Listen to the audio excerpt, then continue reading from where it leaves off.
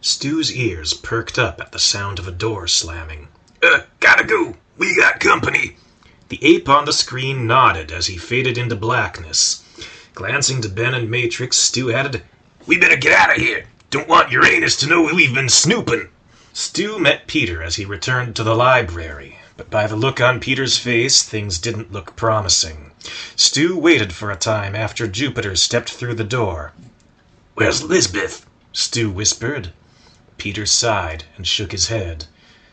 Alive, but captive, and we need to get to work. Well, what can I do? Nothing, I'm afraid. This matter is out of your hands. What about me? Ben asked. Even you can't help me, old friend, Peter answered, stroking the back of Matrix's head. This is up to us, Jupiter and I. So began the longest night of Stu's life, and of Ben's and Matrix's for that matter, as all he could do was wait. Peter and Jupiter began by poring over Jupiter's notes, yet his cure was for a different, albeit similar, set of symptoms. The two rats often retreated to the communication room to consult with Dr. Valencia and examine his notes from Project Olympia. Yet with the testing of the first formula, it became clear that Dr. Chuckle's body chemistry had radically changed from when he received his first injection. You experimented on yourself, Peter was once heard to shout. Why, Rebus? Why did you have to be so reckless? As Peter toiled away in vain search for the elusive formula, Elizabeth stirred elsewhere in her little cage, peering about her surroundings. Very softly, she called out into the dark. Monster! The great mouse stirred under the heavy net covering him. Monster, are you all right? He growled softly, rubbing his muzzle. I think I should have stayed in the gorge. Elizabeth chuckled ruefully. At least you still have a sense of humor. What humor? I really wish I was facing spiders and centipedes instead of insane super rats and their perverse science. A sound of unsteady footsteps nearby caught Elizabeth's attention and set her nerves on edge. Hush now. I think he's coming back. In the empty air there came a soft clicking and awkward rhythm of uneven tapping of claws against the floor. Elizabeth caught the sound of mechanical whirring, and then he emerged into the pale light. Feeding time, Dr. Chuckles muttered. He slipped a pellet under the metal net to Monster, and then approached Elizabeth's cage. Elizabeth eyed the pellet in the rat's outstretched hand. When was the last time you ate? Dr. Chuckles asked. You must be hungry. Go on. There was a light rattling as Monster shoved his pellet back out from under the net. Dr. Chuckles mumbled, glancing over his shoulder. It isn't drugged or poisoned, if that's what you're worried about. Here, let me show you. Lurching to the side, Dr. Chuckles picked up Monster's pellet and took a bite. He then held out his arms to the sides, turning this way and that as if to display himself to his prisoners. See? He then tucked it back under the net. Elizabeth sighed and shook her head in disgust. What are you up to now? Up to? Dr. Chuckles repeated, with a faint tone of mock offense. Why, I'm seeing to the welfare of my guests.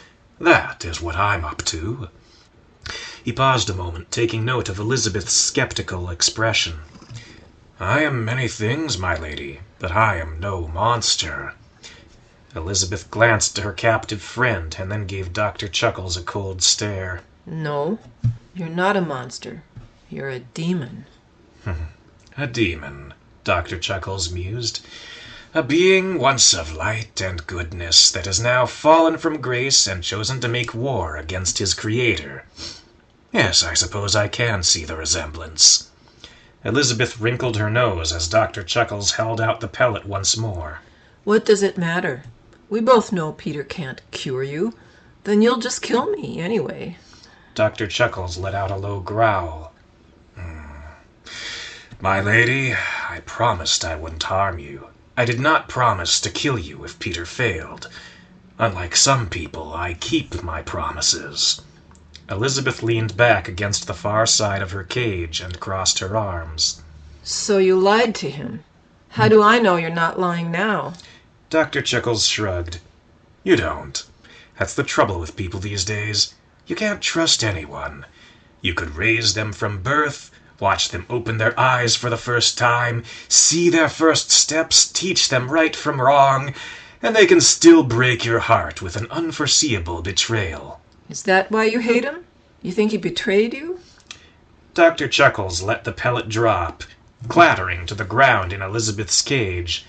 Then he turned away, his living hand tucked into a pocket, head nodding all the while.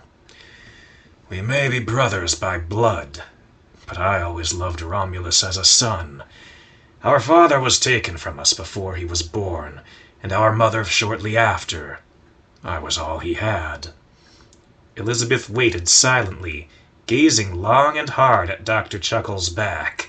There was a light motion of his shoulders, just the faintest of shudders.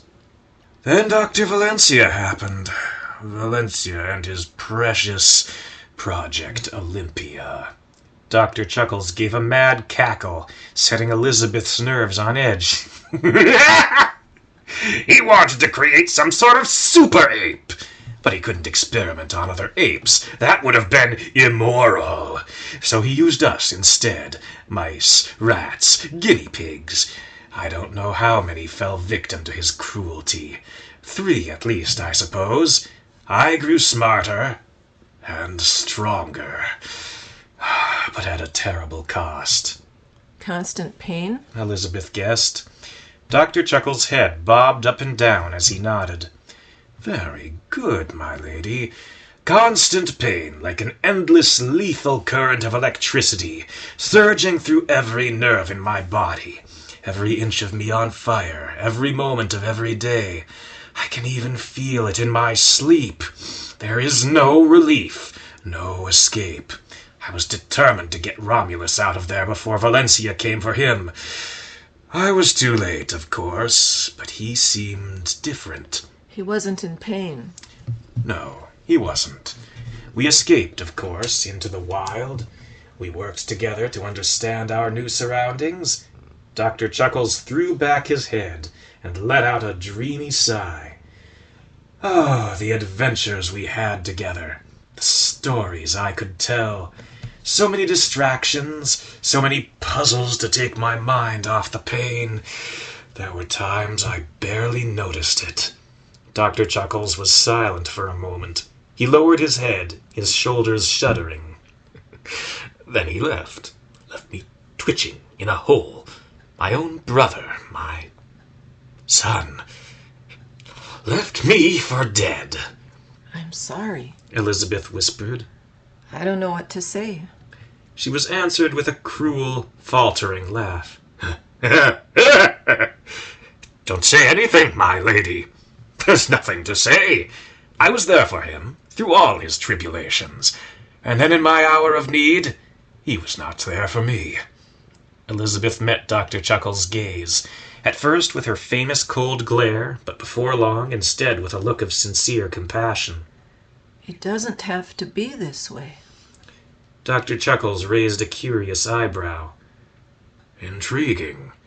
I would have expected a more voracious appetite. I'm not hungry. Dr. Chuckles' smirk softened. So I see. Elizabeth bit her lip as she gazed back at him. The rat appeared to be studying her. After a time, he turned away again. Dr. Chuckles. Remus. Dr. Chuckles stopped in his tracks. Remus, he repeated softly. It's been a long time since anyone called me that. Except for Romulus. I rather like it. Better than demon? Indeed. Elizabeth paused in thought for just a bit longer. Come with us. Dr. Chuckles glanced back at her, eyebrow raised. Why? I can help you reconcile with Peter. We can make this right. And you won't abandon me like before? No, of course not. Dr. Chuckles leaned close to the cage, fixing Elizabeth with his left eye, smothered in cancerous growths. "And when you grow disgusted, horrified with my methods." Elizabeth took a step towards Dr. Chuckles, despite the pounding of her heart. "You'll listen to our objections, and we'll find ways to make it all work." Dr. Chuckles grunted, the corners of his mouth tugging into a grotesque grin. "Of course we will." He took a step back, rubbing his chin with his real hand. "I like this idea. But you see, there's just one little teeny-tiny problem. I have no way of knowing if I can trust you." "Trust me?" Elizabeth repeated, indignant. "I didn't take you captive." "Of course not," Dr. Chuckles agreed. "I captured you, and as my prisoner, you are obligated to escape, correct?" Elizabeth gasped in silent disbelief. Dr. Chuckles simply went on. "It is only natural for you to say whatever it takes to earn your freedom. Now, say you were out here and I were in there, I might be more inclined to believe you." Elizabeth furrowed her brow, pursing her lips. "Then let me out, and I'll make the same promise again." She was answered with a sigh and a chuckle. "My dear lady, you really are so very good. You very nearly had me going. You're not at all what I expected." "No, you are so much better." With that, Dr. Chuckles turned away and vanished into the dark. The whirring of his prosthetics was the first sound to fade, then his low, mirthless chuckle. At last, all that remained of him was a heavy air of rage and of sorrow. As the hours ticked by, rest proved a luxury Peter could not afford. He did not see the sun's rising, nor the slow odyssey of the hour hand in circles around the clock. His eyes grew dark and heavy as the fruitless hours wore on.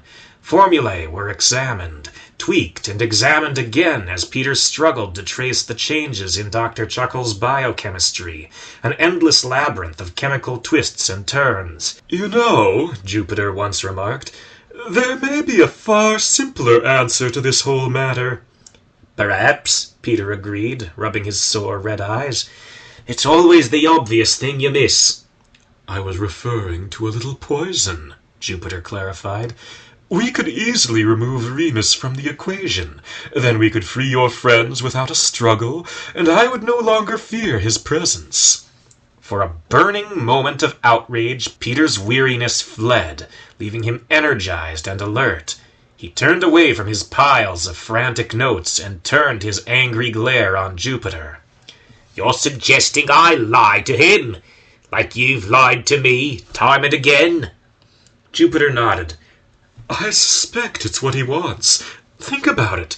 He has suffered for so long, and he gave us so little time to create a cure. I believe he wants to die. And who are we to deny him?" "No." "It's the logical course. We can't possibly give him what he asked for." "I won't betray him again." Jupiter shrugged. "I see. You'd rather sacrifice an innocent woman than violate some primitive conception of morals. Perhaps I've given you too much credit." Peter was silent for a time. "No, I'm the one that gave you too much credit. I thought you would be some help in this. It appears I was wrong." "But I am. Don't you see? I'm giving you a way out." Peter turned back to his notes, shaking his head. "I don't want a way out. I want to do this. It's the least I owe him." "A sort of penance, is it?" "If you believe in that sort of thing, yes." "And this penance of yours is more important than your friends' lives." The lines of writing blurred before Peter's exhausted eyes. He closed them and tried to shake the haze from his head. "That question is irrelevant, because I won't fail. Failure isn't an option. Now either help me solve this matter, or leave me in peace so I can solve it myself." Peter didn't see the look of intense hurt that flashed across Jupiter's face, nor did he see Jupiter's eyes narrow as he straightened up, peering down the end of his nose at Peter. He heard only Jupiter's parting words of, "If you insist," before he retreated back into the library, leaving Peter alone with his work. Several sets of eyes followed Jupiter as he stalked away into other chambers. Stu rubbed the sweat from his forehead while Ben paced back and forth across the library. Matrix, meanwhile, went on knitting. A large clock on the ceiling ticked away the minutes. Ben eventually grew tired and sat down, only to be replaced by Stu on his restless vigil. Matrix's needlework slowly grew, trailing from his perch and steadily piling up in a little coil beneath him. Elizabeth, meanwhile, nibbled on and off at her pellet. It was dry, crumbly, and felt less like food and more like compacted dust. With nowhere to go and nothing to do, she drifted in and out of consciousness. Shadows twisted and distorted before her groggy eyes, cast in the bright but empty light of Dr. Chuckle's monitor. As her weary, hopeless mind drifted along strange, dreamlike paths, she began to see shapes and patterns, mostly of the irrational, narcotic-induced variety. Elizabeth abruptly sat up. Had she seen something? Her mind snapped back into a razor-sharp waking state as she gazed up at the bars of her cage and how they locked together. Elizabeth hopped to her feet and reached for the top. The spiral-shaped apex was just out of reach, and yet perhaps that wasn't a problem.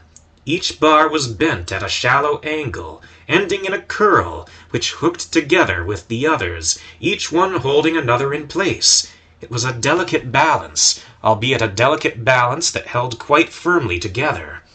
Elizabeth thought back to when she had first triggered the trap. Looking down at the floor of the cage, she spotted the panel she had stepped on while retreating from Dr. Chuckles.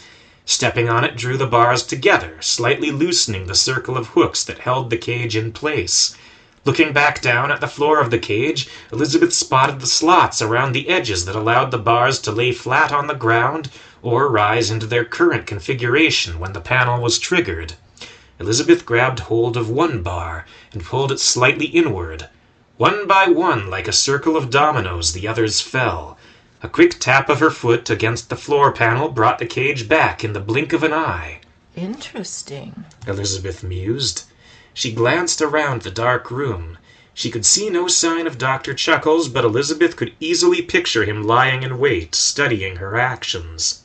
Remus? She called out. Mr. Nelson? There was no response. Elizabeth tugged at a bar, sending her cage falling flat once more. She cautiously picked her way across the floor, jumping slightly at even the sounds of her own footsteps. Monster? Elizabeth whispered. The huge mouse lifted his head under the metal net, eyes widening in amazement. Elizabeth, you're free? For the moment. Elizabeth answered. You? Monster shuddered with a low growl. I don't dare move. This snare, it burns sometimes. Right. When Remus, does that thing, however he does it. Elizabeth took a closer look at the edges of the net and the curious devices attached. She fingered one and then tried to lift it. It didn't resist. Monster? Is the net burning now? Monster shook his head. Elizabeth gave a satisfied half-smile. I didn't think so. I think it's only when these things are active. I think they cling to metal. Electromagnets, I think, is that word. As long as there's no current, they're inert. And the net doesn't burn. Monster finished the thought. He paused a moment, and then began to push and struggle against the net. Help me throw this accursed thing off! Stay calm. Elizabeth exclaimed as she fought for a hold of the net's edge. You're only tangling yourself up. Monster, however, had flown into a mad frenzy. It took him several minutes, but he did eventually manage to throw off the net. His halberd, however, was lost in the mess. Now see what you've done? Elizabeth scolded, clambering over the side of the net. It never pays to panic. She picked up the mass of copper wiring for a few moments and glanced up at Monster. I think I can free it, but I need you to pull it out. Armed once more, Monster leaned against a wall to catch his breath and wiped the sweat from his brow. He looked strangely pale, more so than usual even, and there was a dazed look in his eyes. He gulped for breath, glancing uneasily about. We need to get out of here, Elizabeth agreed. Yes, you do. Monster shot her a confused look. But you're coming with me. You are the reason we've risked so much. Elizabeth nodded. I know, but there's something I need to do. She cast a mournful glance into the darkness. I think there's a chance I can reach him. I don't, Monster growled. This rat is like nothing we've encountered before. He's evil, pure evil. I disagree. Elizabeth retorted. If he were evil, how could he have taught Peter right from wrong? Peter, the kindest, gentlest person I've ever known. You don't honestly believe that? I'm not sure what to believe, but if there's a chance, I have to take it. Monster sighed. At last he took his halberd in both hands. Then I'm staying with you. Elizabeth could feel Monster's heart pounding beneath her palm as she pressed a hand against his chest. No, you're not. Remus promised he wouldn't harm me. He said nothing about you, and if he does break his word, there's nothing you could do to stop him. Monster took Elizabeth by the wrist and forced her hand away. Maybe not, but I could slow him down and give you a chance to escape. Elizabeth shook her head. No, and that's final. I couldn't forgive myself if anything happened to you.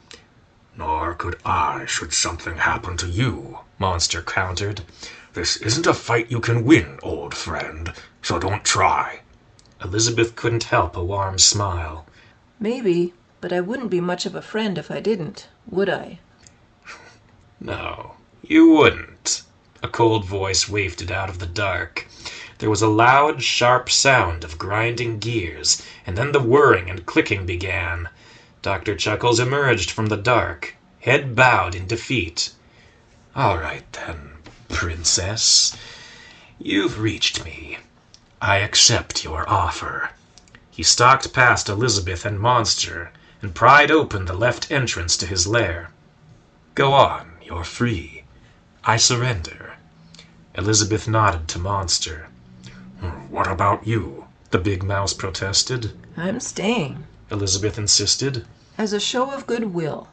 But I need someone to bring the news to Peter. He's probably terrified for my safety. There was a light chuckle from the twisted rat. No doubt. He bent down and wrenched a panel from the floor, tearing it free of a network of attached wires.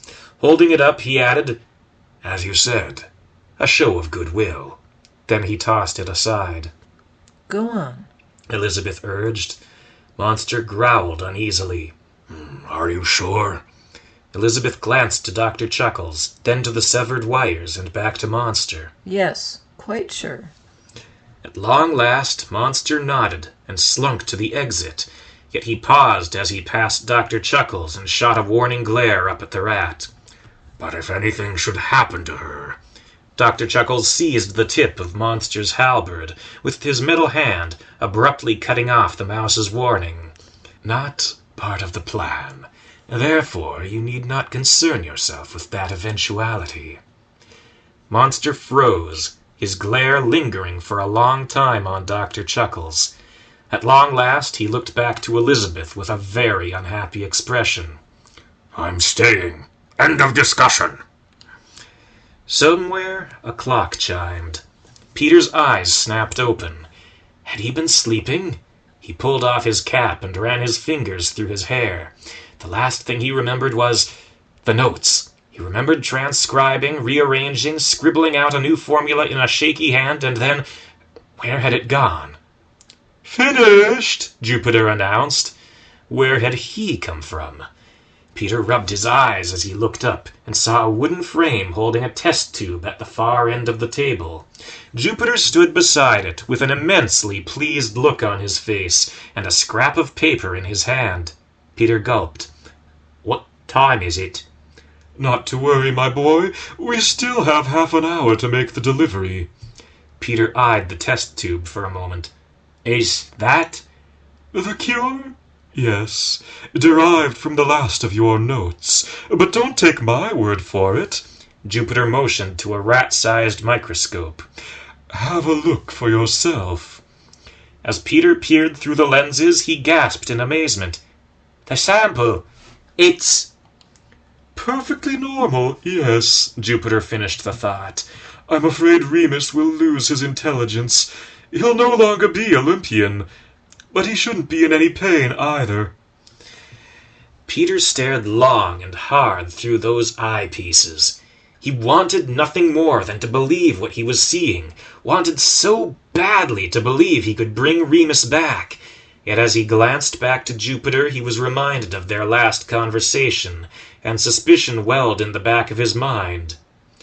Well, Jupiter asked, shall we get an early start? Peter found himself nodding. Time was short. He was sure he should have known better than to trust Jupiter. That sample could have come from anywhere, and the contents of the test tube could have been anything. Yet Peter was at the end of his rope. His mind was worn to a frazzle, and the best he could think to do now was to grasp at straws. The momentum could no longer be stopped when Peter and Jupiter emerged from the little workshop and found Stu, Matrix, and Ben waiting for them. Mission accomplished, Jupiter announced. I can't take all the credit. I merely filled in the gaps in Romulus's work. He punctuated the remark with a friendly slap across Peter's shoulders. The relief was clear on Stu's face. As he glanced to Ben, he saw the mouse wore a similarly broad grin as well. Matrix paused his knitting and peered up at Peter's unsteady form. He gathered up his work into a large, unwieldy bundle and crawled up to Peter's shoulder. Peter gulped as he looked into the faces of his companions. Well, lads, let's put this place behind us. He shot a final, suspicious look Jupiter's way. Lead on. In short order, the little troop found themselves standing before a gaping opening in the side of an air duct, thrown open as if they were expected, which, of course, they were. As Peter stepped over the threshold, he was shocked to see Elizabeth and Monster standing, quite free, at Dr. Chuckles' side. Peter's eyes flicked from Dr. Chuckles to his unlikely entourage and back. What's going on here? Things have changed, Elizabeth piped up. Dr. Chuckles nodded, the evil glint strangely absent from his eyes. Indeed, you had a very special friend in your corner. She convinced me to give us another chance. Peter's brow furrowed as he cast a concerned glance behind him. And what about Jupiter? Dr. Chuckles was silent for a moment, locking onto the eldest rat with a hate-filled glare. At last he let out a low growl. We shall see. First, my cure. First, my friends, Peter countered, holding the file aloft. Done. As you can see, they are quite free. Dr. Chuckles nodded to Elizabeth, who in turn nodded to Monster. The big mouse looked down at Elizabeth, raising a curious eyebrow. Go on, she urged. I'll be okay. Dr. Chuckle mused. Fascinating. A show of good faith, Elizabeth explained. With a wry smirk, she added, Besides, I thought you might have something else up your sleeve. Dr. Chuckles laughed back, tucking his thumbs into his coat pockets, and staggered towards the monitor. Funny you should say that, my lady. As it happens, he entered a sequence of 7 digits into a keypad on the nearby console. I do. In an instant, driven by a mechanism of hydraulics and springs, both entrances to the workshop snapped shut, sealing every mouse, rat, shrew, and spider in. Elizabeth gaped in disbelief. It's only a failsafe, I assure you, Dr. Chuckles explained. You, my lady, have earned my trust. Romulus, however, and especially Jupiter, have not. Gesturing to Peter, he added, Now, my cure, please. Peter cautiously stepped forward, eyes peeled for any panels, triggers, or tripwires along the floor. I should warn you, this will cost you your intelligence. You won't be in any more pain, but you will just be a normal rat." "Fine," Dr. Chuckles gestured impatiently. "It's worth it. Just bring it over." The moment those metal talons closed around the file, Peter eagerly drew back towards the support of the others. With his real hand, Dr. Chuckles tore the stopper free and gazed long and dreamily at the clear liquid. "So many years," he murmured. "Finally, to be free." He waved the vapors towards his snout and inhaled. "Tell me, brother, is this your work?" Peter nodded. A moment later he shook his head. "I produced most of the formula, and then His face turned bright red. "I drifted off. It had been a long night. Jupiter finished it." Dr. Chuckles laughed softly. "No doubt." "No doubt at all." With that, his metal fingers spread wide, releasing the file to shatter against the floor. The liquid splattered against the brickwork, sputtered and bubbled and steamed. As the wisps curled into the air, there arose a scent not unlike garlic. Dr. Chuckles turned his gaze to Jupiter, his face twisting into a mask of rage. "For once in your miserable life, you told the truth. No more pain, no more intelligence, no more life, no more danger." Peter's heart sank as he stared at Jupiter. "You really did it! You went ahead and did it! I told you not to do it!" "You said it yourself," Jupiter retorted. "We couldn't possibly find a treatment in just 24 hours. I did what I had to." "Villas?" Stu piped up, pointing a shaking finger in Dr. Chuckles' direction. The rat was laughing again. He swayed back and forth on his feet, tail rattling like a diamondback, his real hand clenching into a tight fist. "Et tu, Daddy?" Peter stepped protectively in front of Jupiter, his heart thundering as he stared down the mad Dr. Chuckles. "Don't do this, Remus. Please." "And you, brother? You really didn't think to check?" "I was exhausted. I could barely think." Or perhaps you didn't want to know. Perhaps it would have all been so much easier if I was simply dead." Dr. Chuckles' eyes began to water as he broke into a mad fit of giggles. "Well, I'm going to simplify everything now.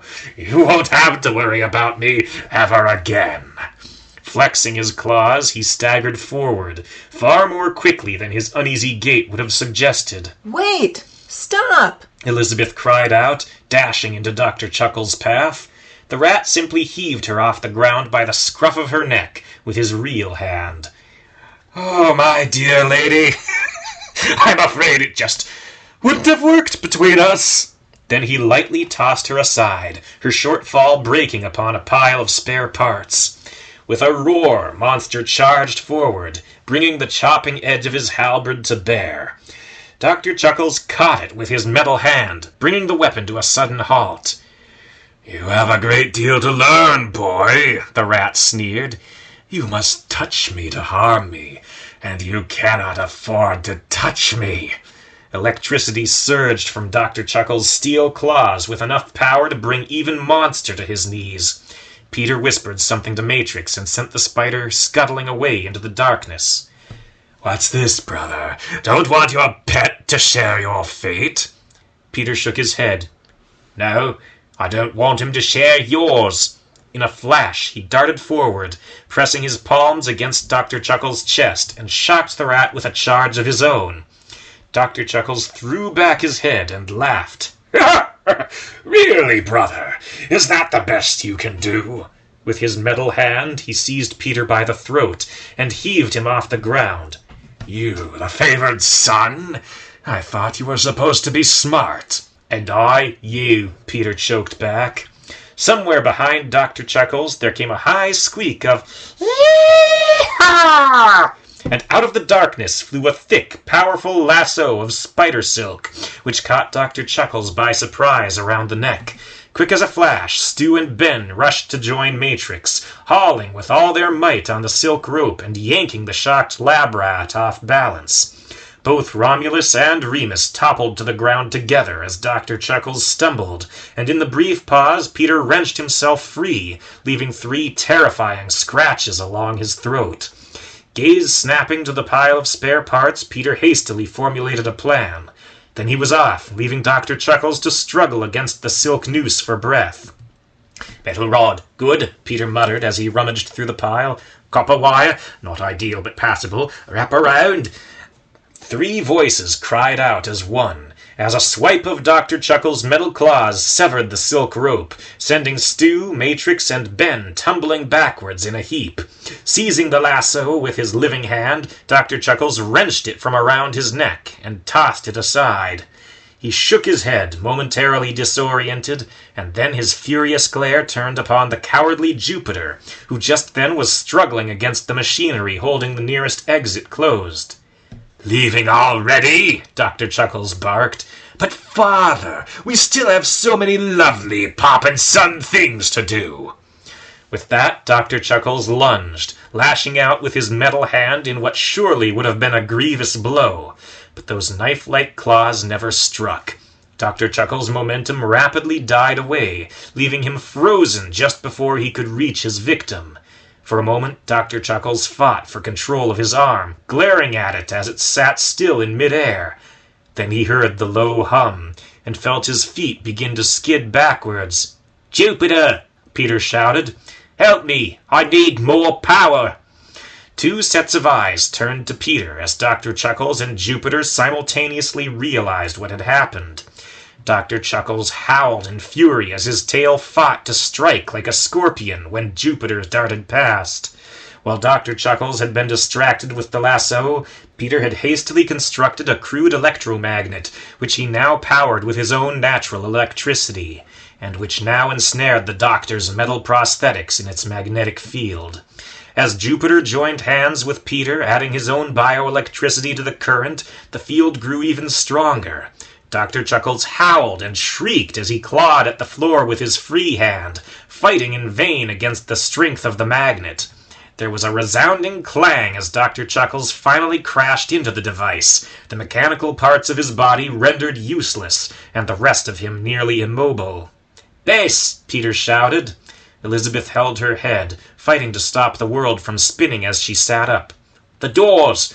I believe the code should be 7668587. Peter's command was punctuated with a snarl of rage from Dr. Chuckles. As Elizabeth entered the sequence, amazingly enough, the machinery lining the doors churned to life, pulling both the front and back entrances open. "Now," Peter added, "everyone, tie yourselves together." Stu winced. "Ah, shoot! Are we doing this again?" Across the chamber, Monster let out a yelp as the sensation returned to his limbs. Elizabeth eagerly rushed to his side, helping the big mouse into a sitting position. "You too," Peter nodded to Jupiter. "I believe I can take this from here." Jupiter gratefully pulled away from Peter and the furious creature they had restrained. As he, Monster, and Elizabeth retreated towards the others, Matrix darted amongst the mice, shrew, and rat, fastening loops of rope around each of their waists in turn. His work finished, Matrix clambered onto Monster's shoulder and held on. Yet as the group prepared to finally leave, Elizabeth's heart sank. Peter was watching them, true, but he made no move to join the others. "Peter?" Peter's mouth twisted into a false smile as he gazed back wistfully at his companions. "Goodbye, Bess, Matrix, Mr. Marsh, Stu. I've enjoyed our acquaintance." Matrix protested furiously as he darted down Monster's back and rushed for Peter. A surge of electricity, however, sent him scurrying back. "Don't forget his grappling hook," Peter added. "You'll need it to reach the roof. And the scale." Jupiter eagerly obeyed, seizing up the little contraption and strapping it to his forearm. Yet as he rushed to leave, not one of the others moved with him. As one body, Monster, Elizabeth, Stu, and even Ben stood their ground, resisting the relentless pull of the terrified rat. "You're coming with us," Elizabeth insisted. Matrix emphatically agreed with a series of deep nods. Peter cracked a mournful smile and shook his head. "I've run from this for too long. It's time I righted my mistakes." "Hear, hear," Jupiter chimed in. "Now let's go, while we still can." Elizabeth shot a cold glance over her shoulder. "Not without Peter." Turning back to him, she added, "We don't trade lives, remember? Remus had his chance, and he made his choice." Peter nodded impatiently. Yes, and so did I, long ago." "I don't know what happened back then, and I don't care. Elizabeth answered. Now I'm making my choice." "And so am I," Monster spoke up. "Yeah, me too," Stu chimed in.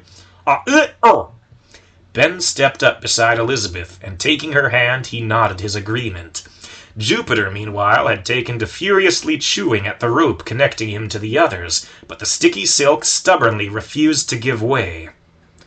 "I'm not leaving you behind," Elizabeth concluded. "and no one else is either. End of discussion. You come with us, or we stay." Peter gazed in disbelief at the others. He did not see Jupiter struggling with his suddenly gummed-up teeth, but rather a close circle of friends he had often questioned. Before Peter could speak, however, he was interrupted with a savage laugh. "Not leaving him? Good. So very good. Far too good for him." "He's right," Peter whispered. "I don't deserve you. Any of you." "I agree," Jupiter finally piped up. "So let's give him what he deserves and go." Needless to say, everyone ignored him. "Then come with us, and explain later," Monster barked. "You do still owe us an explanation, after all." Peter looked down at his cackling brother, and then back up at Elizabeth. At last he gulped, his face growing pale as a sense of intense vertigo washed over him. He looked down at Dr. Chuckles, the regret in his face so deep that it silenced even his brother's laughter. "I'm sorry, Remus." Looking away, he shouted, "My friends, run!" Dr. Chuckles howled. The hum of electricity abruptly ceased as Peter let the electromagnet drop, and Jupiter staggered as the others broke into a mad dash, quickly overtaking him. Matrix scurried up Peter's arm as the rat passed, finally reunited with his old friend. Behind them, Dr. Chuckles threw back his head and screamed in fury. Into the corridor beyond they spilled, this crew of rodents, dashing ahead to where the floor fell away, giving way to a vertical shaft. Jupiter hastily took aim for the higher ledge, across the shaft. Just as he pulled the trigger, sending the hook flying up, Peter rushed past, grabbing hold of Jupiter's arm as he leapt forward. "Everybody, jump!" The only thing for the hook to grab onto was the corner of the ledge itself. Therefore, the only way to get a proper hold was to pull straight down. This was Peter's rationale as he dragged his friends, screaming, into the steel pit. Then the hook caught. Jupiter cried out in pain as the weight of the others below him yanked down on his arm, nearly tearing it from his shoulder. Peter, meanwhile, pulled the second trigger, activating the device's retraction system, and dragging the lot of them upwards to the exit and freedom. In an instant, Peter, not weighed down like Jupiter, scrambled over the side, turning around and taking the other rat's hand. With a great heave, he hauled Jupiter over the side. The two then combined their strength to pull up Monster, Ben, Elizabeth, and finally Stu. A sudden crash below set all of their nerves on fire. Looking back the way they had come, Elizabeth could see Dr. Chuckles in pursuit, gouging and tearing fresh handholds into the sides of the shaft with his metal hand as he slowly and viciously climbed after them. Their time short, the little troop dashed down the corridor, the last leg in their short flight to freedom. While Peter climbed onto the scale to lower its sail, Monster quickly severed the cords tying everyone together, and one after another, all but two of them clambered aboard. All but Elizabeth and Jupiter. A loud squeak of fright stopped the others in their tracks. "That's far enough, my friends." As Peter looked back down, he gaped in horror. "Jupiter? What madness is this? Jupiter held Elizabeth aloft, one hand holding her under one arm while the other was wrapped around her throat. Get down, all of you, slowly. One false move, and I break her neck.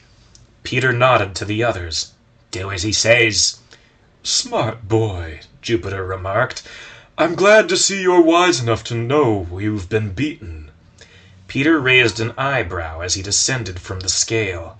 I wasn't aware we were competing.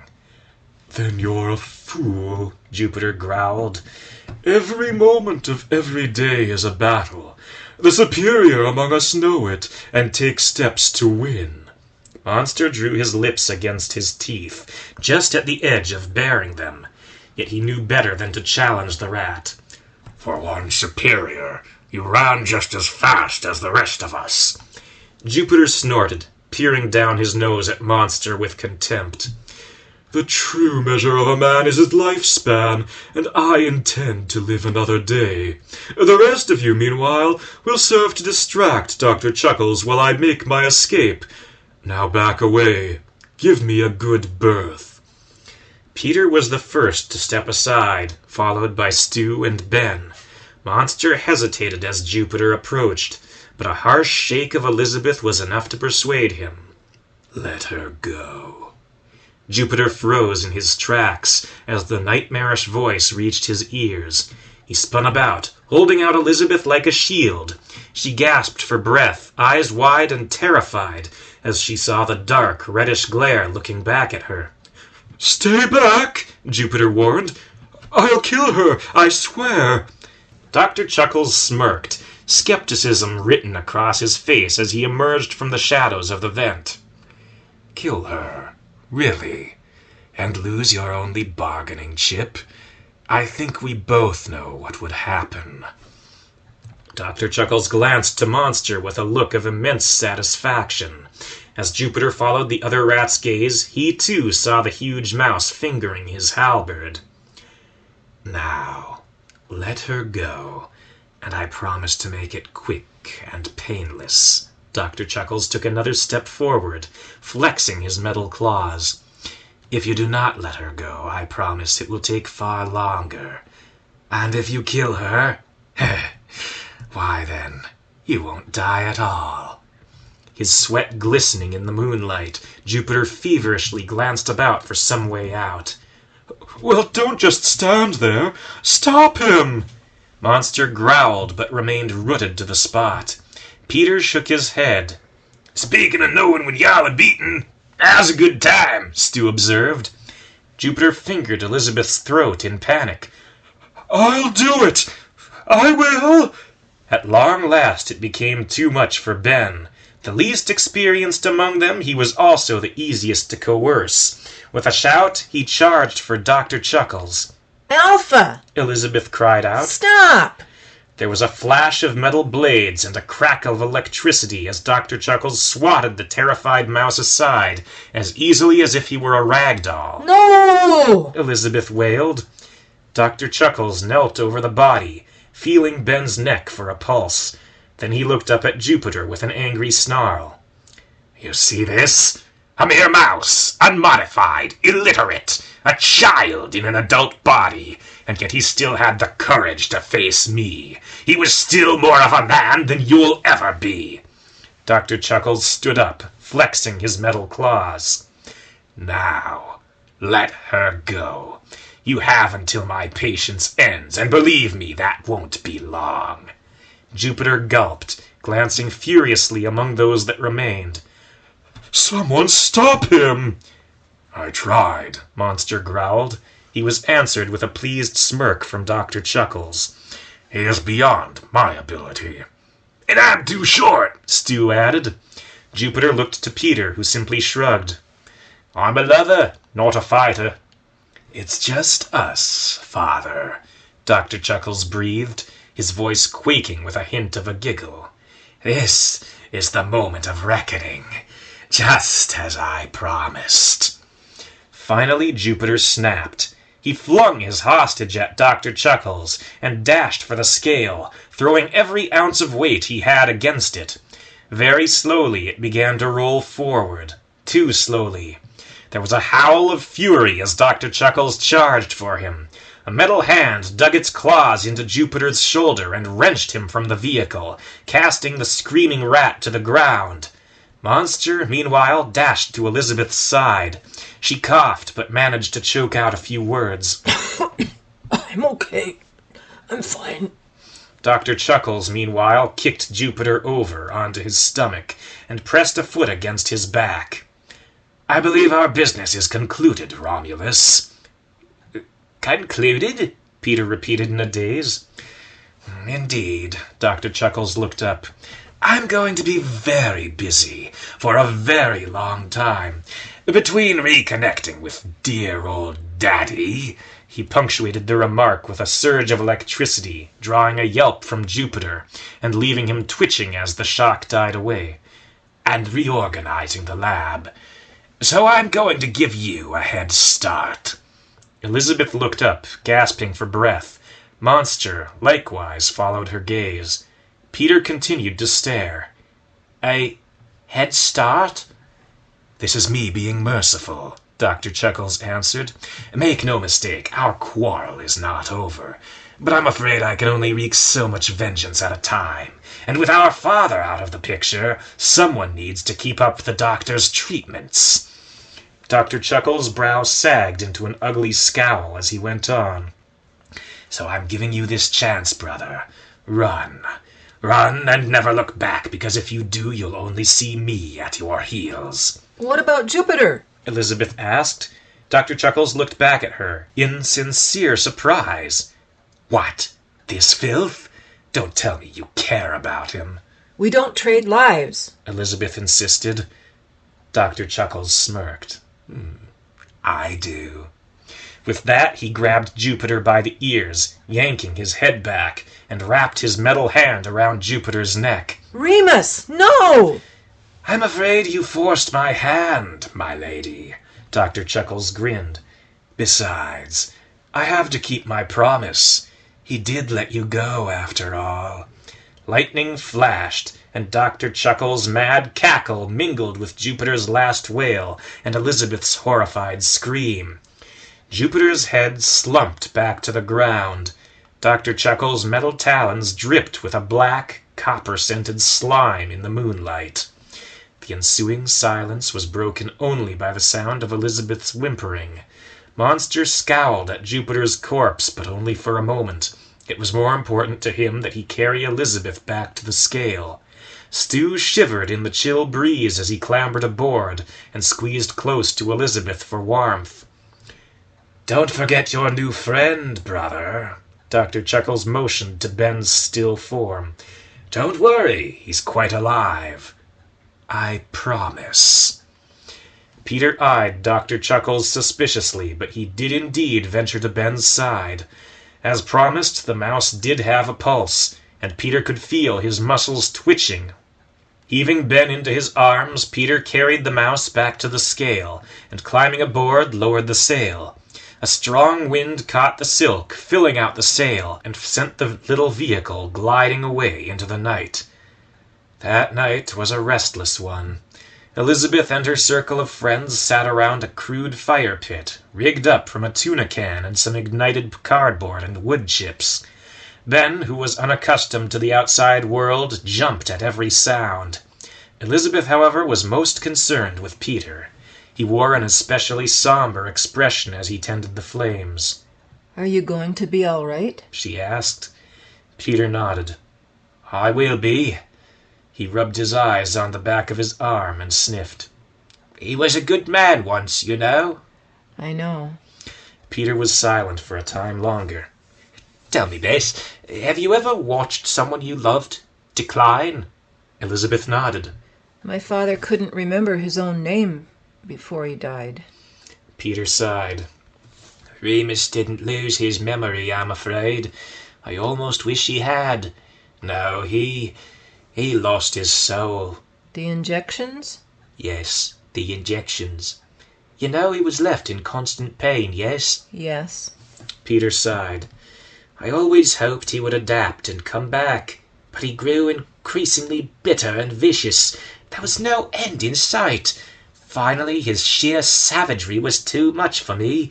The things he would do to our enemies. And we made many enemies, I assure you. I can imagine. Peter hung his head. I hope you won't think too badly of me. I was young, and I was afraid. And heartbroken? Peter nodded. Yes, I suppose I was. I missed my brother, as he had once been. I hoped without me, perhaps, he might curl up somewhere and die. Peter stared into the flames for a long time. Somewhere in the back of his eyes there was an evil glint. Perhaps I should have ended him when I had the chance. Ended his suffering. No! Elizabeth exclaimed, hopping to her feet and grabbing Peter by the arm. Don't even think that. You aren't a killer. Don't ever become one. You're too good for that. Aye, Matrix agreed. Peter looked into the spider's eyes and then into Elizabeth's. At last he nodded. If you say so, friends. We say so, Elizabeth answered. Peter turned his attention back to the fire, adding fuel from the refuse around them as needed. Very slowly the night passed. When the morning came, they would set out again in search of new hopes and possibilities. For now, however, Elizabeth and her companions could only shudder against more than the chill night air, as Peter grieved for a second time.